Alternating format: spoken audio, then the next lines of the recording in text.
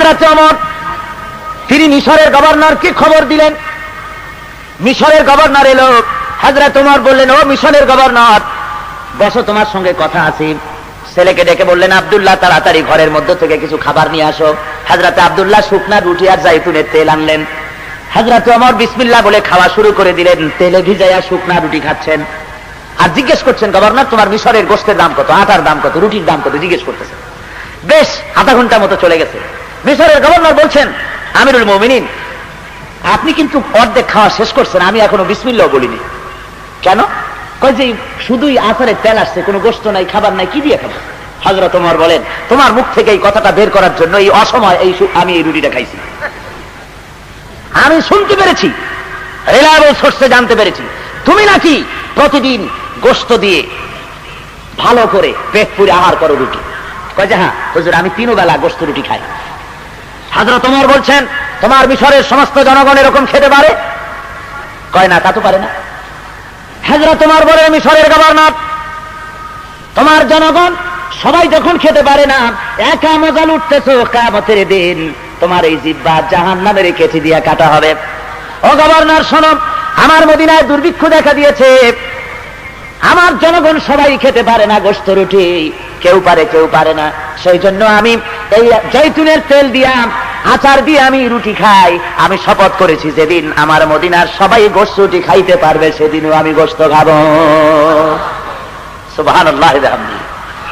ইসলামের রাষ্ট্রপ্রধান, রাষ্ট্র প্রশাসক, শাসনকর্তা এইভাবে করে দেখাইছেন তাদের দায়িত্ব পালনের চরম পরাকাষ্ঠা। এই জন্য শ্রেণী সংগ্রাম সেখানে হয়নি। ভাইরা আমার, এইভাবে করে হযরত ওমর গভীর রাত্রে ঘুরতেছেন। ঘুরে ঘুরে দেখেন এক বাড়ির ভিতরে আলো জ্বলতেছে, কান্নার আওয়াজ আসে। হুজুর ভিতরে ঢুকলেন। হযরত ওমর যে বলেন, ওগো মহিলা, তুমি তো বড় বেশি জালেম, এত রাত হয়েছে এখনো কেন তুমি রান্না করনি? ছেলেপেলেরা কান্দে কেন? মেয়ে লোককে বলতেছেন, আমির হে পথিক, তোমারে আমি চিনি না, তুমি আমারে জালেম বলতে পারো না। 3 দিন পর্যন্ত আমি কিছু খাই নাই, আমার এই বাচ্চারা কিছু খায়নি, আজ তারা শুনতে চায় না, ঘুম আসে না, সেই জন্য হাড়ির ভিতরে পানি দিয়ে আর পাথর দিয়ে নাড়াচাড়া আমি করতেছি আর বলতেছি গোশত রান্না হতেছে, একটু পরে খাবি। ফাঁকি ঝুঁকি ওর মধ্যে গোশত নাই। হযরত ওমর বলেন, আমার যেন পা থরথর করে কেঁপে উঠল। এরা মদিনার লোক ছিল না, এরা ছিল বাইরের থেকে এসেছিল, তাবু গেড়ে এখানে রয়েছে।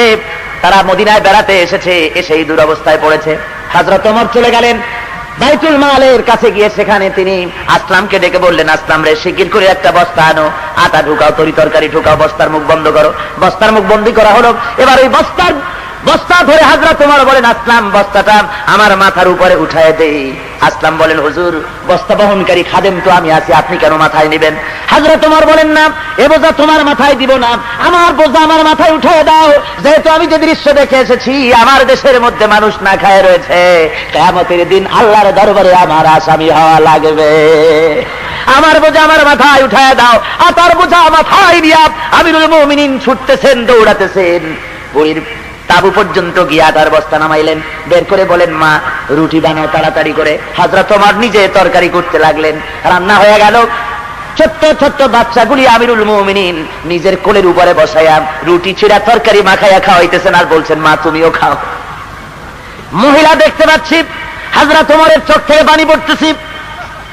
মেয়ে লোকটি হযরত ওমরের দিকে তাকায় বলেন, ও আগন্তুক ব্যক্তি, আমি তো তোমাকে চিনি না, তোমার কোনো পরিচয় জানি না, তবে আমার মন বলে হযরত ওমরের মতো মানুষ খলিফা না হইয়া তোমার মতো মানুষ যদি খলিফা হতো, আমাদের ভাগ্য সুপ্রসন্ন হয়ে যেত। হযরত ওমর গভীর রাত্রে নিজের পরিচয় দিলেন না, বললেন, ও মা, তুমি খলিফার দরবারে কাল যাইও, সেখানে তুমি আমারে পাবে, তোমারে বেশি কিছু দেওয়ার ব্যবস্থা হয়ে যাবে। মহিলাটি পরের দিন চলে গেল। যায় দেখেন, খলিফার দরবারে যায় দেখেন যিনি বসে আছেন তিনি তো হযরত ওমর। রাত্রিবেলায় উনি তো গিয়েছিলেন। বুড়ি এসে বলেন, আমিরুল মুমিনিন, আমি বুঝিনি, আপনার পরিচয় পাই নাই। রাত্রির বেলায় বস্তা মাথায় নিয়া তরকারি কুটি যে কষ্ট আপনি করেছেন, আমারে আল্লাহর রাস্তে মাফ করে দেন। হযরত ওমর বিনীত ভাবে বলে, ওগো মা, তুমি আমার কাছে উল্টা মাফ চাইও না, আমি খাত্তাবের পুত্র ওমর তোমার কাছে মাফ চাই, আল্লাহর রাস্তে আমারে মাফ করে দিও। বিগত 3 দিন তোমার তাবুতে গিয়া খোঁজ দিয়ে তোমার খানা যে আমি দিয়ে আসতে পারি নাই, এই জন্য তুমি কিয়ামতের দিন আল্লাহর দরবারে আমারে আসামি বানাইও না। ও যুবক মুসলমান, কোন কার্ল মার্কস, কোন লেনিন সারাতে জীবনে এমন একটা আদর্শ সেট করতে পেরেছে? তোমার শরীরের মাথা থেকে পা পর্যন্ত কি মুসলমানের রক্ত না? তুমি তো মুসলিম সন্তান। কিসের কার্ল মার্কস, কিসের লেনিন? ওদের বুকে লাথি মেরে ফিরে আয় মুসলমান মদিনায়, আল্লাহ রাসূলের কাছে ফিরে আয়।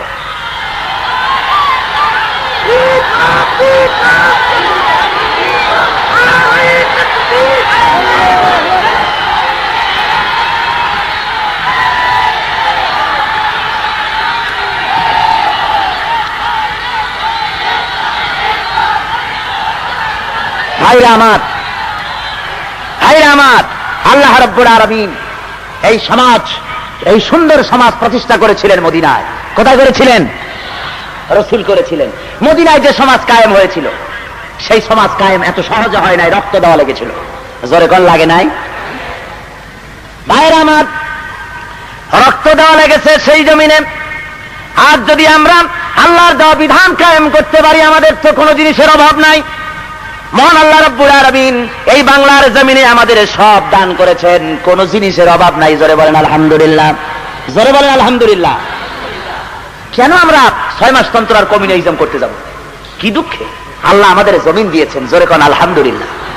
এমন সুন্দর একটা জমিন পেয়েছেন। আমি পৃথিবীর বহুত দেশ ঘুরেছি, আমার মাতৃভূমি স্বাধীন সার্বভৌম বাংলাদেশের মতো এত সুন্দর জমিন আর কোথাও আমি দেখিনি। আমি পৃথিবীর মধ্যে সবচাইতে বেশি মহব্বত করি মক্কা মুআজ্জামা, মদিনা মুনাওয়ারা, যেহেতু সেখানে আল্লাহর নবীর জন্ম হয়েছে, আল্লাহর নবী শুয়ে আছেন এই পবিত্র ভূমি হিসাবে। আর জন্মস্থান হিসেবে পৃথিবীর মধ্যে সবচাইতে বেশি মর্যাদা সম্পন্ন জমিন মনে করি আমার জন্মভূমি বাংলাদেশকে। এত সুন্দর জমিন আল্লাহ দান করেছেন। জোরে বলেন আলহামদুলিল্লাহ। মহান আল্লাহ রাব্বুল আলামিন বলেন, দুনিয়ার মানুষ ভালো করে শুনে নাও, খাবারের অভাব তোমাদের হবে না, খেতে ভর্তি তোমরা পাবে। একটা আমল তোমাদের করা লাগবে, সেটা হলো এই ওয়ালামু আন্না আহলাল কুরআন আমানু ওয়াত্তাকাউ লাফাতাহনা আলাইহিম বারাকাতিম মিনাস সামাই ওয়াল আরদ। আসমান জনপদের লোকেরা, দেশের লোকেরা যদি আমি আল্লাহর উপর ঈমান আনে আর আমাকে ভয় করার নীতি অবলম্বন করে যদি চলে, আল্লাহ বলেন আকাশ ও জমিনের বরকতের দরজা সব খুলে দেব। জোরে বলেন সুবহানাল্লাহ। আকাশের জমিনের বরকতের সব দরজা আমি আল্লাহ খুলে দেব।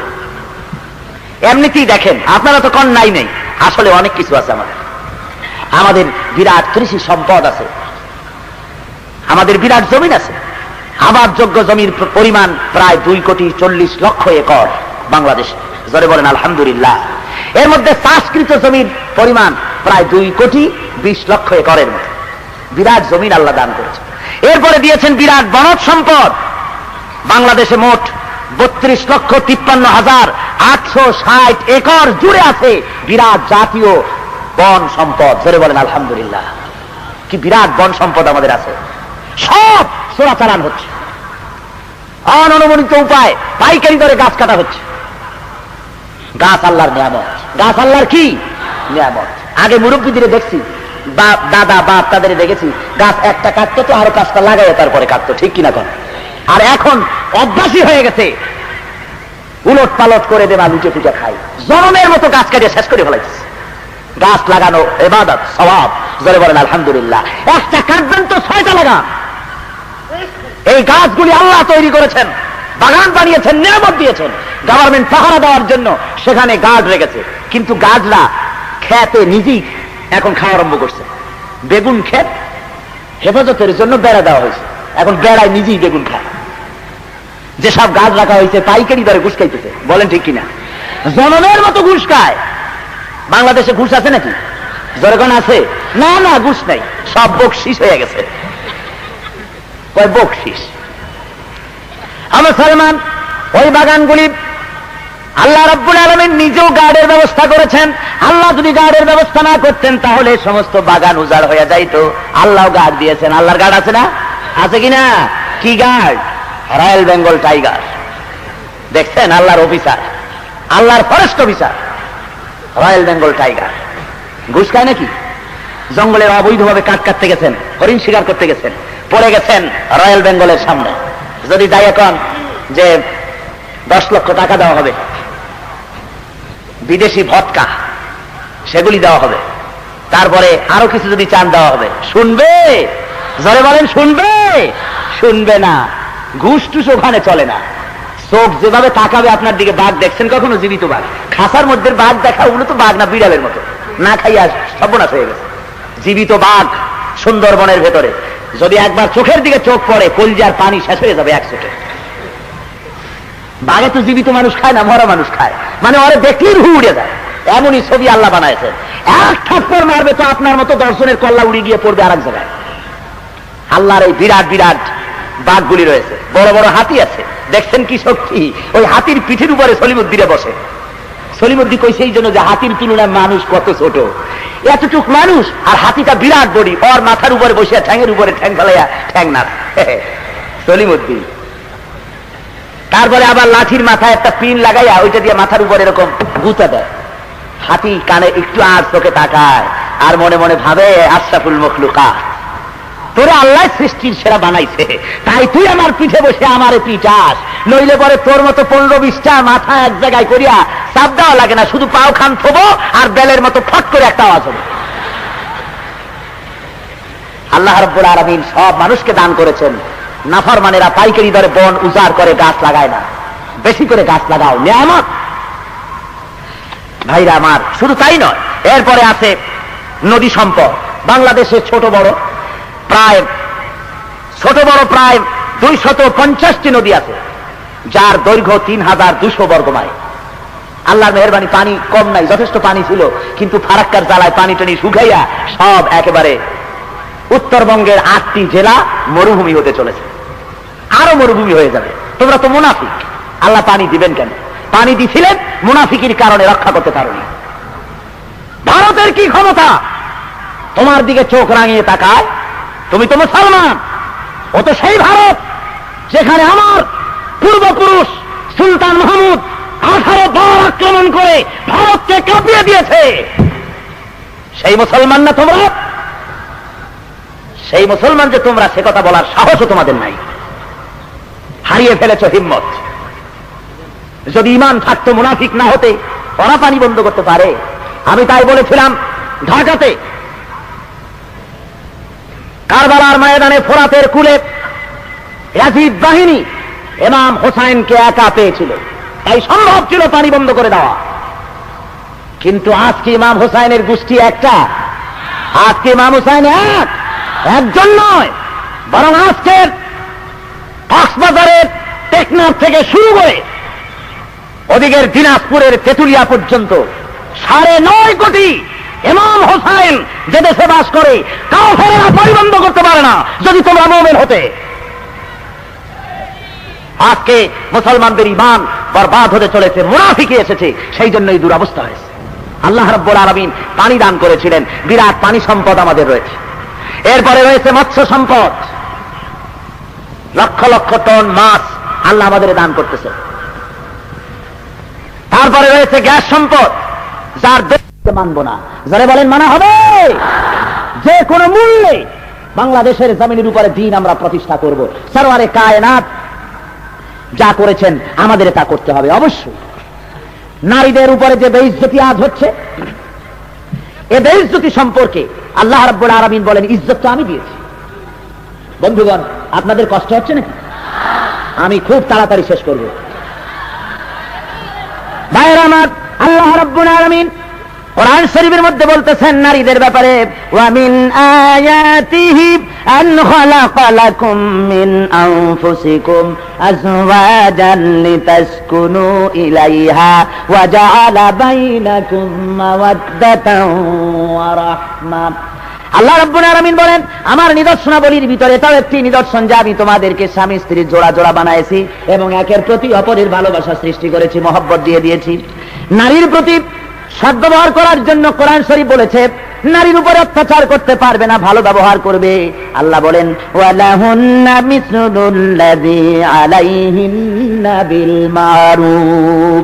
সদ্ব্যবহার পাওয়ার ওই পরিমাণ অধিকার নারীদেরও আছে যতটুকুন সদ্ব্যবহার তুমি তোমার স্ত্রীর কাছে পাইতে আশা করো, সে তোমার সমান অধিকার।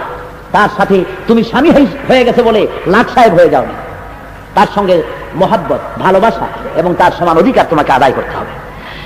স্ত্রীদের সঙ্গে সদ্ব্যবহারের জন্য আল্লাহ রাব্বুল আলামিন কোরআন শরীফে বলেন, হুন্না লিবাসুন লাকুম ওয়া আনতুম লিবাসুন লাহুন্না। মহান আল্লাহ রাব্বুল আলামিন বলেন, তোমাদের জন্য তোমাদের স্ত্রীরা তোমাদের পোশাক স্বরূপ, তোমরা পরস্পরের পরিচ্ছদ স্বরূপ। স্ত্রী মানে কাপড়ের বস্ত্রের সঙ্গে পোশাকের সঙ্গে শরীরের যে সম্পর্ক, অঙ্গাঙ্গি ভাবে একের সাথে অপর, অমনি ভাবে নারী এবং পুরুষ একের সাথে অপরের স্বামী স্ত্রীর মিল মহব্বত থাকবে। ভাইরা আমার, আল্লাহ রাব্বুল আলামিন আরো বলেন, ওয়া আশিরুহুন্না বিল মারুফ। স্ত্রীদের সাথে সদ্ব্যবহার করো। তালাকের ব্যাপারে যদি বনিবনা না হয়, ইসলাম তালাকের একটা সিস্টেম রেখেছে। এটা ইসলামের একটি নিয়ামত। জোরে বলেন আলহামদুলিল্লাহ। এটা নিয়ামত। অনেকে বলে, যারা বোঝে না তারা বলে যে ডাক্তার নারীর উপরে জুলুম। না, জুলুম না। স্বামী যদি নপুংসক হয়, স্বামী যদি অকর্মণ্য হয়, দাজ্জাল মার্কা হয়, জালিম হয়, তাহলে চিরকাল এই নারী তার স্বামীর অধীনে থাকবে। ইসলামের ব্যবস্থা করেনি। ইসলাম বলেছে কোর্টের মাধ্যমে নিকাহ ফাস্ট করিয়ে তুমি আলাদা স্বামী গ্রহণ করতে পারো, নারীর অধিকার আছে। যারা বলেন সুবহানাল্লাহ। আর স্ত্রী যদি জালিমা হয়, অত্যাচারিণী, বিচারিণী, স্বামীর কথা শোনে না, অন্যায় অবৈধভাবে চলে, এ ধরনের যদি হয়, তাহলে স্বামী তার চিরদিন নিয়ে মরবে। আল্লাহ কয় যে না। এমন অবস্থা যদি হয়, ফামসাকুহুন্না বিমারুফিন আও ফারিকুহুন্না।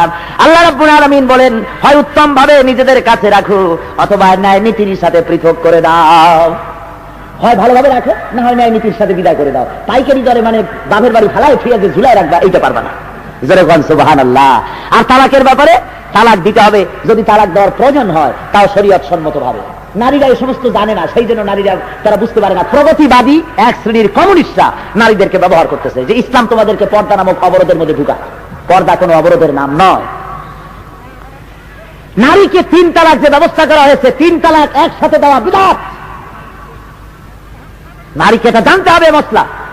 তালাক হবে 3 মাসে, 3 তহুরে এক তালাক হবে।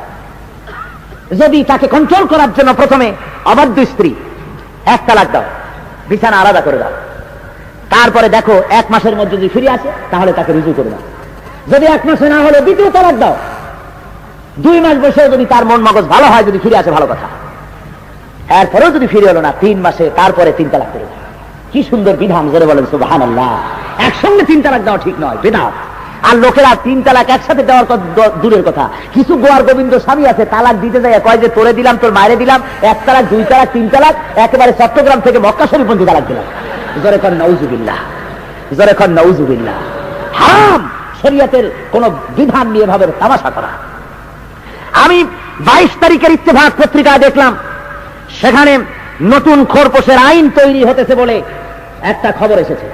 সে খবরটি, পত্রিকার কাটিংটি আমার হাতে আছে, ইত্তেফাক 22 তারিখ, প্রথম পৃষ্ঠা।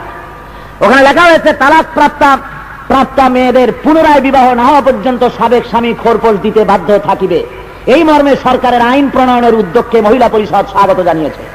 মহিলা বিষয়ক মন্ত্রণালয় এই আইনের প্রস্তাবমূলক সুপারিশে আইন মন্ত্রণালয় পাঠাইছে। এই পত্রিকার এই খবরের শেষ অংশে, শেষ পৃষ্ঠায় কয়েকজন কমিউনিস্টের নাম আছে। তারা মেয়েদেরকে এভাবে উদ্বুদ্ধ করেছে এই আইনকে পাস করাবার জন্য। আমরা গভর্নমেন্টকে জানাই দিতে চাই, কোরআন শরীফ খেল তামাশার বিষয় নয়। গভর্নমেন্ট পারিবারিক আইন নিজে পরিবর্তন সংযোজন করার কোন অধিকার নাই। পারিবারিক আইন আল্লাহ নিজে করে দিয়েছেন। স্বামী যদি স্ত্রীকে তালাকি দিল, স্বামীর সাথে স্ত্রীর সঙ্গে স্বামী স্ত্রী আর সম্পর্কই রইল না। 3 তহুরের অর্থাৎ 3 মাস 10 দিনের খোরপোশ পাবে স্ত্রী, অথবা গর্ভবতী যদি হয় তাহলে প্রসব না হওয়া পর্যন্ত স্বামীর কাছ থেকে, প্রাক্তন স্বামীর কাছ থেকে সে খোরপোশ পাবে। এর চাইতে এক দানা, একটা সুতা সে পেতে পারে না। জেনারেল সাহেব, মেহেরবানি করে ইসলামের পারিবারিক আইনের উপরে হস্তক্ষেপ করবেন না, এটাকে বন্ধ করে দিন। আইয়ুব খানের মতো লৌহ মানব টিকতে পারে নাই পারিবারিক আইনের উপরে হস্তক্ষেপ করার ফলে। আল্লাহ রাব্বুল আলামিন গজব দিয়ে বিদায় করে দিয়েছেন। সুতরাং ইসলামী আইনের ব্যাপারে কোন কমিউনিস্টের প্রস্তাব মুসলমান মানতে পারে না। জোরে বলেন পারেন? আমি মা বোনদের বলবো, ইসলাম আপনাকে সবচেয়ে বড় অধিকার দিয়েছে। স্বামীকে আপনি তালাকও দিতে পারেন যদি প্রয়োজন হয়। অকর্মণ্য, নপুংসক, অত্যাচারী স্বামী যদি হয়, প্রয়োজন বোধে কোর্টের মাধ্যমে তালাক দেওয়ার অধিকার আপনাকে দেওয়া হয়েছে। নারীকে পড়াশোনার ব্যবস্থা করা হয়েছে, মহারানা দেওয়ার ব্যবস্থা করা হয়েছে। মহারানার টাকা দিয়ে সে যদি কোটি টাকারও মালিক হয়ে যায়, কোটি টাকার মালিক হয়েছে স্ত্রী, তাহলে সেই মহারানার টাকা দিয়ে, কোটি টাকা দিয়ে 1 টাকাও স্বামী নিতে পারবে না। ও টাকা সব তার। আর তারপরে স্বামীর ফরজ দায়িত্ব স্ত্রীকে খাইতে দেওয়া, পড়তে দেওয়া। জোরে বলেন সুবহানাল্লাহ। এখন কেউ কেউ বলে নারীকে তো ইসলাম ঠকাইছে, কমিউনিস্ট লিডাররা বলে, কমিউনাইজমের লোকেরা বলে নারীকে ঠকাইছে ইসলাম। কেমনে? কয় যে 2টা মেয়েতে যা পায় তা পায় 1টা ছেলেতে, এখানে ঠকাইছে। চোখটা একটু বড় করিয়া কোরআন শরীফ ভালো করে পড়ো, তাহলে ভুল ভেঙে যাবে। নারীকে ইসলাম ঠকায় নাই, বরং বেশি দিয়েছে। ছেলে তো পেলে শুধু পিতার কাছ থেকে, এই জায়গায় তুমি বড় করে দেখলে, কিন্তু মেয়ে কয় জায়গা থেকে পায় তা দেখছো? মেয়ে শুধু পিতার কাছ থেকে পায় না, মেয়ে পিতার কাছে পায়, স্বামীর কাছে পায়, ভাইয়ের কাছে পায়, মায়ের কাছে পায়, ছেলের কাছে পায়। 5 জায়গা দিয়া পায় মেয়ে, আর ছেলে শুধু পায় 1 জায়গা দিয়া। আর তোমরা বলো নারীকে ইসলাম ঠকাইছে, তাহলে জিতাইলো কি তোমার কালমাচ বাবাজি? কে জিতাই দিল? কে জিতিয়েছে? ইসলাম জিতিয়েছে নারীকে। যারা বলেন সুবহানাল্লাহ। মুসলমান শুধু তাই নয়, খরচের বেলা নারী তার পায়ে 5 জায়গা দিয়া খায় স্বামীরটা। এরপরে মেহমান যদি আসে শ্বশুর বাড়ির, খরচ কার? স্বামী। নিজের বাড়ির মেহমান আসছে, খরচ কার? বন্ধু বান্ধব আসছে, খরচ কার? মেয়ে লোক যদি কোটিপতি হয়, সে খরচ করে না যে তোমার মেহমান আসছে, তাতে কি আমার কাজ কলা নাকি, তুমি খাওয়াও। মেয়ে লোকের খরচ কি? তার পায়েও বেশি খরচ। খরচ বেশি কিছু না, লেটেস্ট মডেলের একটা শাড়ি অথবা বিদেশি একটা লিপস্টিক, এই পর্যন্ত, আর খরচ নাই। তো ইসলাম নারীকে জিতাইলো না ঠগাইল? ভাইরা আমার, শুধু তাই নয়, নারীকে আল্লাহ রাব্বুল আলামিনের হাবিব বলেছেন। এক সাহাবী এসে রাসূলকে বলতেছেন, ইয়া রাসূলুল্লাহ, আপনি জিহাদের কথা বলেছেন, আপনি বলতেছেন আল জান্নাতু তাহাতা জিলালিস সায়ুফ, জান্নাত হলো তরবারির ছায়াতলে। লোকেরা জিহাদের দিকে যেতেছে, মেহেরবানি করে আমাকে তরবারি দেন, আমিও জিহাদের ময়দানে যাব। হুজুর বলেন, ও যুবক, তোমারে দেখলে মনে হয় তোমার বাড়িতে বুড়ি মা আছে বলে মনে হয়। যুবক বলে, হ্যাঁ হুজুর, আমার বাড়িতে বুড়ি মা আছে। হযরত রাসূল বলেন, ও যুবক, জিহাদের ময়দানে যাওয়া লাগবে না, বাড়ি গিয়া বুড়ি মায়ের খেদমত আদায় করো। যুবক কেঁদে ফেলল। যুবক কেঁদে বলেন, ইয়া রাসূলুল্লাহ, আমি চেয়েছিলাম জিহাদের ময়দানে গিয়া তরবারির তলে মাথা দিয়া শহীদ হয়ে যায়, আর আপনি আমারে বাড়ি পাঠায় দিতেছেন। হুজুর বলেন, যুবক শুনে নাও, জিহাদের ময়দানে তরবারি দিয়া কল্লা কাটাইয়া বেহেশতে যেতে হয়, আর মায়ের খেদমত করে কল্লা সাথে থাকা অবস্থায় আল্লাহর জান্নাতের সুযোগ আছে। সুবহানাল্লাহ। ইসলাম নারীর মর্যাদা বাড়ালো না তো কে বাড়িয়েছে? মায়ের চাইতে মাসির দরদ বেশি। নারী নির্যাতন কারা করে? কারা নারীর সম্মান লঙ্ঘন করলো? ইসলাম করেনি, করেছে তারা যারা নারী রিসিপশনিস্ট পত্রিকায় দেয়, মহিলা রিসিপশনিস্ট চাই। 18 বছর 20 বছর বয়স হতে হবে, স্বাস্থ্য ভালো হতে হবে, অবিবাহিত হতে হবে। লম্পট। পুরুষের অফিসে মহিলা রিসিপশনিস্টের কিসের প্রয়োজন? যারা বলেন কোন প্রয়োজন আছে? দেশের নেতারা, রাষ্ট্রীয় নেতারা রাস্তা দিয়ে যান, মেয়ে লোকগুলো রাস্তায় দাঁড়িয়ে ফুল ছিটাবার কিসের প্রয়োজন? জিজ্ঞেস করি। হারাম। পরনারীর সাথে হাত মিলানো হারাম, জেনার গুনাহ হবে। আপনারা নারীদের বক্তৃতা শুনতে যান, হারাম। কোরআন শরীফ বলেছে, কুল্লিল মুমিনিনা ইয়াগুদ্দু মিন আবসারিহিম। আমার বাপের কথা শোনাতে আসি নাই, আল্লাহর কথা শুনাতে এসেছি। আল্লাহ বলছেন, নবী বলে দেন, মুমিনরা যেন পরনারী থেকে চক্ষুকে নিম্নগামী করে। আর স্ত্রীদের বলা হয়েছে, কুল্লিল মুমিনাত ইয়াগুদ্দুনা মিন আবসারিহিন্না। ও মুমিন মহিলারা, তোমরাও নিজেদের চোখকে পরনারী থেকে নিম্নগামী করে রাখো। হ্যাঁ, পর পুরুষ থেকে নিম্নগামী করো। সুতরাং আজকে এটা হচ্ছে না, যার জন্য জেনা ব্যভিচার পাইকারি দরে বাড়তেছে। ইসলাম বলেছে পর্দায় থাকার জন্য, আর নারী পর্দা থেকে বেরিয়ে এসছে। কাজী নারী নির্যাতন কারা করতেছে? ইসলাম করতেছে না। আর মুসলমানদের আমাদের বলে কি, আমরা যখন এই নারী নির্যাতনের বিরুদ্ধে কথা বলি যে তাদের পর্দায় রাখা হোক, ওরা তখন বলে যে নারীদেরকে অবরোধ প্রথার মধ্যে ঢুকিয়ে দেওয়া হতেছে। আমাদের বলে এরা হলো রিয়াকশনারি, প্রগতিশীল, গোঁড়া, মৌলবাদী, ফান্ডামেন্টালিস্ট। আবার কোন কোন রাষ্ট্রীয় নেতা তারা আবার বলেন, আমি ধর্মভীরু, আমি মৌলবাদী নই। মুসলমান, আমাদের যদি তোমরা মৌলবাদী বলো, প্রতিক্রিয়াশীল বলো, ওরা মনে করে মৌলভী সাহেবরা বাংলা বোঝে না। আমরাও বাংলা পড়ছি, ইংরেজিও পড়ছি, বুঝি। দাঁত পিছে পিছে গাল যায়, রিয়াকশনারি, প্রতিক্রিয়াশীল। আমি বলি একবার না, দুইবার না, আমরা লক্ষ কোটি বার প্রতিক্রিয়াশীল। আমরা মৌলবাদী, আমরা গোড়া, একবার দুবার না, কোটি বার। কারণ মৌলবাদী, মৌল শব্দ এসেছে মূল থেকে। মৌল শব্দ কোথেকে এসেছে? মূল থেকে। আমরা গোড়ায় আছি, মূল ধরে আছি। মূল কি? মূল হলো আল্লাহ রসুল। মূল কি? আল্লাহ এবং আল্লাহ রসুল। মূল হলো কোরআন আর হাদিস। তা আমরা গোড়া ধরে আছি, মূল ধরে আছি। আমরা যদি গোড়াবাদী হই, আমরা যদি মূলবাদী হই, তোমরা তো তাহলে আগাবাদী। ডালে ডালে বেড়াও, নিত্য নতুন ফুলের মধু খাইয়ে বেড়াও, ঠিক কিনা? তোমরা আমাদের বলেছো প্রতিক্রিয়াশীল। নিশ্চয়ই লক্ষবার কোটিবার আমরা প্রতিক্রিয়াশীল। ক্রিয়া থাকলেই তো প্রতিক্রিয়া হয়, অ্যাকশন থাকলে রিয়াকশন হয়। আমাদের ভিতরে আছে ইমানের ক্রিয়া। কি আছে বেরকম? ইমানের অ্যাকশন আছে। তাই ব্লু ফিল্ম, অশ্লীল ছবি, অশ্লীল ম্যাগাজিন দেখলে প্রতিক্রিয়া হয়। জেনা ব্যভিচার দেখলে ক্রিয়া আছে বলে প্রতিক্রিয়া হয়। সেই অর্থে আমরা প্রতিক্রিয়াশীল। আর তোমাদের ইমানের ক্রিয়াও নাই, প্রতিক্রিয়াও নাই। তোমরা তো বেহেস, অর্থাৎ প্যারালাইজড হয়ে গিয়েছে। তোমরা ইমানও নাই। ইমান না থাকলে প্রতিক্রিয়া হবে কেন? হইতে পারে? জোরে গণ, জোরে বলেন, হতে পারে? পারে। সুতরাং মেয়েদেরকে আজ ইসলাম তাকে চাকরির সুযোগ দিয়েছে। মেয়েরা চাকরি করতে পারবে, মেয়েরা নামাজ পড়তে পারবে, জামাতে নামাজ পড়তে পারবে, ঈদের নামাজ পড়তে পারবে, জুমায় মসজিদে যেতে পারবে। ইসলাম অধিকার দিয়েছে। জোরে বলেন সুবহানাল্লাহ। এক শ্রেণীর তথাকথিত মৌলবী যারা বলেন তাফসীরের মাহফিলে মেয়ে লোকদেরকেও ডাকা হইতেছে, এটা তাদের কাছে খুব নিন্দনীয় ব্যাপার। আর মেয়ে লোকেরা যখন সিনেমায় যায় তখন কিন্তু হুজুররা নীরব, নিথর।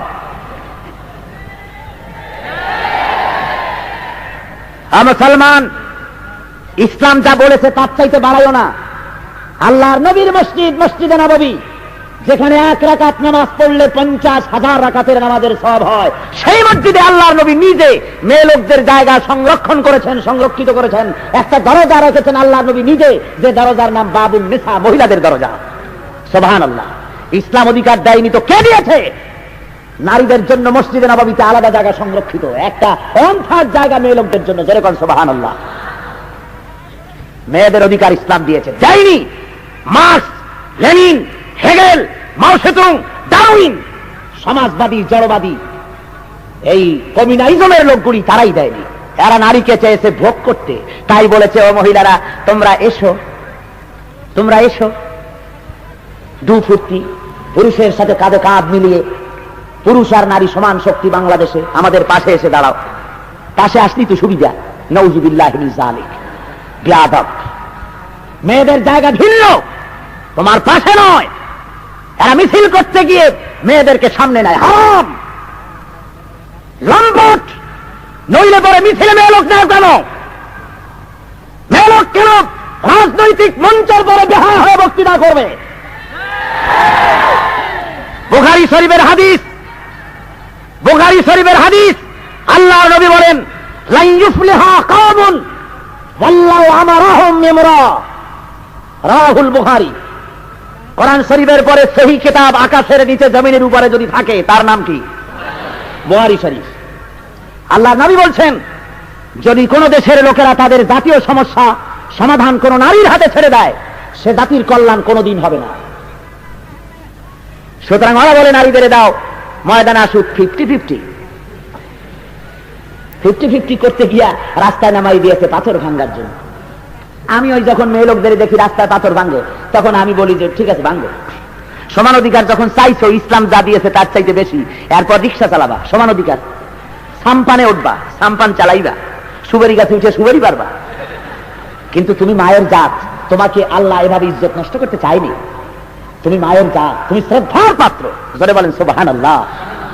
রাসূলের কাছে একজন এসে বলছে, হুজুর খেদমত করবো কার? হুজুর কার? তোমার মায়ের। তারপর কার? তোমার মায়ের। তারপর কার? তোমার মায়ের। তারপর কার? হুজুর বলেন তোমার কি কার? মায়ের কথা কয়বার বললে? আমার মায়ের জাতিরা, আমার বোনেরা, তোমাদের ইজ্জত ইসলাম পিতার চাইতে 3 গুণ বাড়ায় দিয়েছে। সুবহানাল্লাহ, জোরে বলেন সুবহানাল্লাহ। তোমাদের ইজ্জত নষ্ট করতেছে রুশপন্থীরা, আমেরিকাপন্থীরা তোমাদের রাস্তায় নামিয়েছে, পুরুষের পাশে চাকরি দিয়েছে। মেয়ে লোক চাকরি করবে কিন্তু তার ভিন্ন কক্ষ হতে হবে। ব্যাংকে চাকরি করবে, কল কারখানা, ক্ষেত খামার, অফিস আদালত, প্রয়োজন বোধে মেয়ে লোক চাকরি করতে পারবে কিন্তু তার ভিন্ন ক্ষেত্র হতে হবে, পুরুষের সাথে কোনো সম্পর্ক থাকবে না। ঠিক বলছি নাকি? আজকের যত গার্মেন্টস ফ্যাক্টরি হয়েছে বাংলাদেশে, আমি এগুলিকে আল্লাহর গজব বলে মনে করি। নারীদেরকে শ্রমিক হিসাবে বেশি করে নিয়েছে কেন? আমরা জানি এই পুঁজিবাদী লোকগুলি নারীর লেবারটা সিট খুব কম পয়সায়, ওরা হরতাল করতে নামতে পারে না, ওরা বক্তৃতা করতে পারে না, সেই জন্য কম দামে মেয়ে লোকগুলি নিয়ে গার্মেন্টসে ভর্তি করানো হয়েছে। হাজার হাজার নারীদের পর্দা লুণ্ঠন করা হয়েছে, এগুলো জেনা ব্যভিচারের আড্ডায় পরিণত হয়ে গেছে। সুতরাং নারীর কর্মক্ষেত্র আলাদা হতে হবে। হাদিস থেকে কথা বলছি, ওলামা কেরাম হাজার হাজার আছেন। বলুন, হযরত আয়েশা সিদ্দিকা রাদিয়াল্লাহু তাআলা আনহা জিহাদের ময়দানে যান নাই? 6 লক্ষ হাদিসের হাফেজা, 30 পারা কোরআনের হাফেজা, বিদুষী মহিলা, গোটা বিশ্বের সমস্ত মুমিনের মা হযরত আয়েশা সিদ্দিকা রাদিয়াল্লাহু তাআলা আনহা হুজুরের সঙ্গে জিহাদের ময়দানে গিয়েছে। শুধু তাই নয়, জিহাদের ময়দানে গিয়ে মুসলিম মহিলারা আহত সৈনিকদেরকে ব্যান্ডেজ করেছে, ফার্স্ট এইডের কাজ করেছে তারা। মহিলারা প্রয়োজন বোধে সমস্ত কাজ করেছে। সুতরাং মেয়েরা চাকরি করতে পারবে, সব পারবে, কিন্তু কোন মেয়ে লোক মুসলমান দেশে পুলিশ বানাইয়া প্রেসিডেন্টের সামনে, নেতাদের সামনে টাইট ফিট জামা গায়ে দিয়ে লেফট রাইট করবার অধিকার দেওয়া হয় নাই। মহিলা পুলিশ হয়, মহিলা পুলিশ হওয়ার দরকার কি?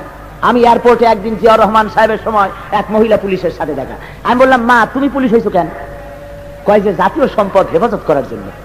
আমি বললাম, মা আল্লাহ তোমার যে সম্পদ দিছে তাই হেফাজত করতে তো 10টা পুলিশ লাগে কমসে কম, তুমি জাতীয় সম্পদ হেফাজত করবা? মহিলা পুলিশ প্রয়োজন। কোথায় প্রয়োজন? মহিলা পুলিশ প্রয়োজন মহিলা চোর তার দেহ তল্লাশির জন্য, তার ফিজিক্যাল টর্চারের যদি প্রয়োজন হয় তাহলে সেখানে মহিলা পুলিশ লাগবে। বিদেশ থেকে আগত মহিলা যাত্রী দেহ তল্লাশির জন্য মহিলা পুলিশের প্রয়োজন, লেফট রাইট করার জন্য নয়, চোর ধরার জন্য। নারীর স্বতন্ত্র ক্ষেত্র, ইজ্জত আর সম্মানের ক্ষেত্র দিয়েছে ইসলাম। যারা বলেন কে দিয়েছে? ইসলাম দিয়েছে। আমি তাই আমার মা বোনদের বলবো, আপনাদের অধিকার আপনারা আদায় করে নিন। কোন মিছিলে আপনারা যাবেন না, হারাম। মেয়েরা যদি মিছিলে বের হয়, যদি দরকার হয় বোরখা পরিহিতা হয়ে ইসলামের জন্য ময়দানে নামবেন। যদি ডাক আসে জিহাদের, তাহলে শুধু নারী নয়, পুরুষ নয়, নারীরাও বোরখা পরে রাস্তায় বেরিয়ে আসবে। যদি প্রয়োজন হয় তাহলে সে ধরনের ডাক আসবে ইনশাআল্লাহুল আজিজ। এছাড়া জায়েজ নাই ঘর থেকে বের হওয়া। আপনাকে সব রকমের অধিকার ইসলাম আপনার জন্য রেখেছে। সুতরাং ইসলামের এই অধিকারগুলি আদায় করবার জন্য, এই অধিকার ভোগ করার জন্য নারীদেরকে ইসলামী বইপত্র পড়ার জন্য আমি অনুরোধ করছি। মেয়েদেরকে আমি বলবো, আপনারা আপনাদের সংসারকে ইসলামের দুর্গ বানান। ছেলেপেলেরা যেন ইসলাম আপনার ঘরের ভিতর থেকে ইসলাম যেন শিখতে পারে। জোরে বলেন আলহামদুলিল্লাহ। ছেলে মেয়েদের ভালো ভালো নাম রাখুন। আজকে নামেরও সর্বনাশ হয়ে গেছে। ছেলের নাম ছয় জিরো, ছেলের নাম নাট, তারপরে স্ক্রু ড্রাইভার, মানে ইংরেজি নাম যা পছন্দ আছে, মুখে যা আসে একটা ছুঁয়ে থাকে। তারপরে মেয়ের নাম ছয় আপেল, আঙ্গুর, বেদানা, নাচে না, পড়ে না, ওঠে না, যা খুশি। ইসলামী নাম রাখুন, ভালো হবে, ভালো হবে। ভাইরা আমার, আল্লাহর দেওয়া বিধানকে জমিনে কায়েম করার জন্য মুসলমানদেরকে আজকে সংগ্রামে আসতে হবে। আল্লাহর নবী জিহাদের ময়দানে এসেছিলেন, রক্ত দিয়েছিলেন। নবী আমার মুতার প্রান্তরে রোমকদের বিরুদ্ধে লড়াই করেছিলেন, বড় শক্তির সঙ্গে যুদ্ধ করেছেন। যদি প্রয়োজন হয় বাংলাদেশের মুসলমানদেরকেও জিহাদের ময়দানে আসতে হবে। রাজি আছেন? আল্লাহর নবী ঘোষণা করলেন রোমক সম্রাটের বিরুদ্ধে মৌতের প্রান্তরে যুদ্ধ হবে। ওরা 3000 আসতেছে, ওরা 1 লক্ষ আসতেছে। হুজুর 3000 মুসলমান তৈরি করলেন, আর ওই 3000 মুসলমানদের মধ্যে প্রধান সেনাপতি হিসাবে আল্লাহর নবী নাম ঘোষণা করলেন। আমার পালক পুত্র হযরত যায়েদের নাম আমি ঘোষণা করলাম। 2 নম্বরে জাফর বিন আবি তালেব, 3 নম্বরে আব্দুল্লাহ বিন রাওয়াহা, 3 জন সেনাপতির নাম ঘোষণা করলাম। তোমরা বাড়ি গিয়া তোমাদের বিবি বাল বাচ্চার মায়ের কাছে বিদার সালাম করে আসো। ভাইরা আমার, একই জিহাদের ময়দানে একজন লাগবে মাত্র, একজন সেনাপতি লাগে, কিন্তু সেনাপতির নাম 3 জন বলা হলো। কয়জন? ওই 3 জন বুঝতে পেরেছেন যে আমরা যে জিহাদের ময়দানে যেতেছি জীবনে আর ফিরে আসতে পারবো না, জনমের মতো বিদায় হয়ে যাব। রাসূল তো 3 জনের নাম নিয়েছেন। হযরত যায়েদ বলেন, ইয়া রাসূলুল্লাহ, আপনি সালাম দিতে বলেছেন মা বাপকে, আমার আব্বা জানতো আপনি আমাকে অর্ডার করেছেন, আমি মেনে নিয়েছি। আর আবার মা হযরত আয়েশা ঘরের মধ্যে, আমি তাকে সালাম করতেছি, আমার কথা তো তিনি শুনেছেন, আমার তো আর কোনো জায়গায় যাওয়ার দরকার নাই। হযরতে জাফর চলে গেলেন নিজের বাড়ি গিয়ে বেগমকে ডেকে বলেন, ও বিবি সাহেবা, আল্লাহর নবী আমার নাম জিহাদের ময়দানে ঘোষণা করেছেন, আমি জিহাদে যেতেছি, আমাকে মাফ করে দিও। একসঙ্গে ঘর গৃহ বাস করেছি, তোমার কোন হক যদি নষ্ট করে থাকি আল্লাহর হস্তে আমারে মাফ করে দিও। বেগম কাঁদতেছেন আর বলছেন, ওগো প্রাণের স্বামী, জিহাদের ময়দানে চলে যান, আমি তো বাধা দিতে পারি না, আল্লাহর নবী অর্ডার দিয়েছেন, তবে আমি আল্লাহর কাছে ফরিয়াদ করব, রব্বুল আলামিন আমার স্বামীকে জিহাদের ময়দান থেকে গাজী বানাই আমার কাছে ফিরাইয়া দিও। হযরত জাফর রাদিয়াল্লাহু তাআলা আনহু তিনি তরবারি বের করে স্ত্রীর পিঠের উপরে মৃদু আঘাত করলেন, বললেন, বেগম উল্টা দোয়া করো না, তোমার এই দোয়া আল্লাহর দরবারে কবুল হবে না। যেহেতু আল্লাহর নবী আমার নাম 2 নম্বরে ঘোষণা করেছেন, নিঃসন্দেহে আমি শাহাদাত বরণ করব, কোনো সন্দেহ নাই বিবি, তোমার সঙ্গে জনমের মতো দেখা হয়ে গেল, আর দেখা হবে না। বেগম কান্দি, কচি কচি মাসুম বেগুনা বাচ্চারা আব্বা আব্বা বলে চিল্লাচ্ছেন, কাঁদতেছে। হযরতে জাফর পিছনের দিকে ফিরে তাকালেন না, বিবিকে সালাম দি মদিনার দিকে হুজুরের দিকে রওনা করেছেন। ওদিকে আব্দুল্লাহ বিন রাওয়াহা নিজের স্ত্রীর কাছে বিদায় দিতে যাচ্ছেন। এইটা ছিল তার বাসর সজ্জার রাত, ফুল সজ্জার রাত। স্ত্রীর কাছে চলে গেছেন, রুমের মধ্যে স্ত্রী কোরআন শরীফ তেলাওয়াত করতেছিলেন। হযরতে আব্দুল্লাহ বিন রাওয়াহা রুমের বাইরে থেকে ডেকে বলেন, বেগম সাহেবা, আমি তোমার স্বামী আব্দুল্লাহ বিন রাওয়াহা, আল্লাহর নবী আমাকে জিহাদের জন্য যেতে বলেছেন, আমি জিহাদের ময়দানে চললাম, আমি তোমার কাছে বিদায় সালাম দিতেছি, আমি তোমার কোনো হক আদায় করতে পারি নাই, আল্লাহর রাস্তায় তুমি আমারে মাফ করে দিও। বেগম ডাক দিয়া বলে, ওগো প্রাণীর স্বামী, প্রাণ ভরে একটা নজর আপনাকে দেখতে পারলাম না, আপনিও আমাকে একবারও দেখতে পারেন নাই, মেহেরবানি করে রুমের ভিতরে আসেন, জনমের মতো আপনার চেহারাটা একবার দেখে নেই। নবী আমার আপনার নাম জিহাদের ময়দানে ঘোষণা করেছেন, আমি তো ফিরায় রাখতে পারবো না। হযরতে জাফর বলেন, আল্লাহর নবী সালাম দিতে বলেছেন তাই আসলাম, নইলে আসতাম না, আমি রুমের ভিতরে ঢুকলে পরে তোমার প্রতি আমার মায়া মহব্বত বেড়ে যেতে পারে। বেগম বলেন, ওগো স্বামী, আল্লাহর কসম, রুমের মধ্যে আসলে পরে আমি প্রেম নিবেদন করব না, শুধু চেহারাটা একবার দেখে রাখতে চাই। যদি আপনার চেহারাটা একবার দেখে রাখতে পারি, কিয়ামতের ময়দানে এই উদ্দেশ্য দেখব, যাতে করে কিয়ামতের দিন হাসরের ময়দানে আল্লাহর দরবারে আপনাকে যেন আমি স্বামী হিসাবে চিনে নিতে পারি। হযরতে আব্দুল্লাহ তিনি বলেন, ও বেগম, তার জন্য আমাকে দেখার দরকার নাই, তুমি যদি ধৈর্য ধারণ করো আর আমাকে যদি মাফ করে দাও, কিয়ামতের দিন যার জন্য জীবন দিতে গেলাম, ওই আল্লাহ রাব্বুল আলামিন হাসরের ময়দানে তোমাকে আমাকে স্বামী স্ত্রী হিসাবে আল্লাহ পরিচয় করাইয়া দিবেন। 3000 মুসলমান 1 লক্ষ কাফিরদের বিরুদ্ধে, রোমানদের বিরুদ্ধে মৌতার প্রান্তরে লড়াইতে লেগে গেলেন। হযরতে যায়েদ অনেকগুলি কাফের নিধন করে শাহাদাত বরণ করলেন। হযরতে জাফর এবার ইসলামের ঝান্ডা নিয়ে অগ্রসর হতেছেন। কাফির বেঈমানেরা ঘেরাও করে ফেলে দিয়েছে, হযরত জাফরের ডান হাতে কোপ দিয়েছে, হাতটা ঝুলে পড়েছে। এবার হযরতে জাফর বাম হাতে তরফ তুলে ধরেছেন ঝান্ডা, বাম হাতে কোপ পড়েছে।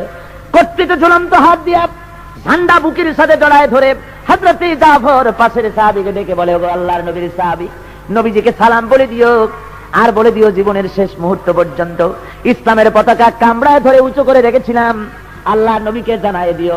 আমার মনে হয়, ও নবীর সাহাবী শুনে নাও, আমার মনে হয় আমি শহীদ হয়ে যাব, যেহেতু আমি এখন আমার নাকির ভিতরে আল্লাহর জান্নাতের সুঘ্রাণ পেতেছি।